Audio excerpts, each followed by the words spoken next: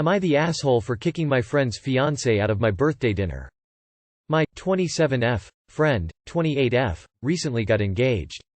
She's the first one in our group to get engaged and we are very excited. Although we are very happy for her, we've noticed something a bit odd. Her fiance is always there. I mean, every event my friend is invited to, he's there. Girls' night out? He's there. Weekend getaway? He's there. Movie night with the gang? He's there. He is always there. We are all singles, so he's the only guy in our chillings. For my birthday this year, I wanted to do a little dinner at one of the girls' condo. Movies, board games, good food.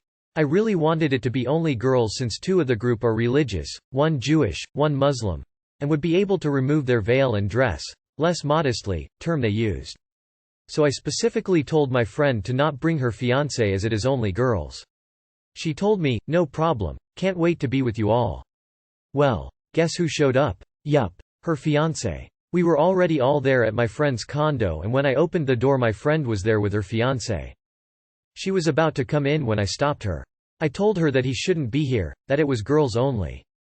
She told me it wasn't a big deal and he is always with us. I told her it was a big deal and she's disinvited and she and her fiancé can leave. She told me I was being ridiculous, a hypocrite and an asshole for doing this. She left and she stopped talking to me. Some of the girls told me it was an asshole move and I should have just let it go and let her in with her fiancé, but I don't agree. Am I the asshole? P.S. English is not my first language and I apologize for the potential mistakes. Edit. A lot of people are asking me if they were like this while dating. No, her fiancé rarely showed up to anything when they were dating. It all started when my friend got engaged. Not the asshole. She's either really codependent or he's super controlling. Either way, a girls' trip where everyone is comfortable outweighs whatever's going on in their relationship. You made the right decision. Not the asshole. You asked her not to bring him. She agreed, then brought him. What was her logic? Not the asshole. Seriously, he's not one of the girls and his presence would detrimentally affect the comfort of the girls. He can sit in the parking lot like a stalker.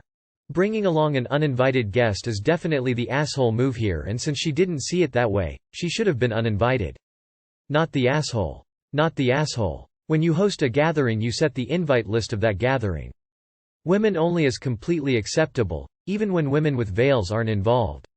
She violated the terms so she doesn't get to come. It's that simple. I'm not sure how you are being a hypocrite here unless you're bringing your boyfriend along to events he's explicitly not invited to. Am I the asshole for telling my wife I shouldn't be poor each month while she still has a ton of money? Hey everyone, me, 35M, and my wife, 36F, have been married for 3 years. I have 2 children from my first marriage, 17M and 13F, and she has 4, 17F, 15M, 12F, 8F. I have 50-50 custody of my kids, she has full custody of her kids and their dad is way behind on child support, so she provides all their financial support. I want to preface this by saying my wife and I keep our finances separate. My wife makes more than double than I do. She gets $50 per hour and I get $22 per hour. It's always been like that. We agreed when we moved in together we would split the bills equitably based on our incomes. She ended up covering basically all household expenses. Mortgage, utilities, cable, internet, food, etc. I would cover 1 week's worth of groceries and my car payment, car and motorcycle insurance, gas, cell phone, vapes, etc. This all changed when I wrecked my car earlier this year. I went shopping with my wife for a new car and really wanted an SUV. My wife made me look at cars too because they're a lot cheaper, but I had my mindset. When we sat down to finance it, they told me my payments would be about $850 a month versus about $380 a month for the car. I decided on the SUV and my wife seemed pissed. Anyway, my insurance readjusted after the accident, and with my car payment and other expenses I barely have $100 in expendable income each month. My wife has fun money and still throws a lot into savings and projects around the house. I was speaking about being frustrated about this with my sister and she mentioned that a sign of financial abuse is limiting access to household money. So I approached my wife and said I wanted to combine our accounts. That I shouldn't live like a pauper while she has money to throw around, and she told me that it was my own decisions that led me to not have a lot of disposable income and that if we wanted to discuss a budget for fun money for each of us we could. I got really upset and told her it isn't loving or right for her to have so much left while I barely have 2 pennies to rub together. Things got heated and I am staying at my sister's for the weekend. I don't think wanting things to be even is so wrong. But my wife is kind of right that if I got a cheaper car I would have more money. So am I the asshole? Too long did not read. My wife makes more than me and I barely have any money left over each month while she has a ton. You are the asshole. Your income covers 1 week of food for your combined family of 8 and the rest goes to things just for you. Your car payment, your insurance, your vapes, etc. Who pays for your kids' activities, clothes, shoes, etc.? She is covering the roof over your head and the rest of the household bills plus raising 4 kids with no child support and no financial help from you. That is not financial abuse. Her not handing over money to you for fun when you don't take on responsibilities and made a bad financial decision on a car payment is not financial abuse. You make 1/3 of the household's income and only contribute a week of groceries. And then you went and bought and sued. And then you let your sister convince you that you were being financially abused. Rolling on the floor laughing. You don't contribute to your living expenses.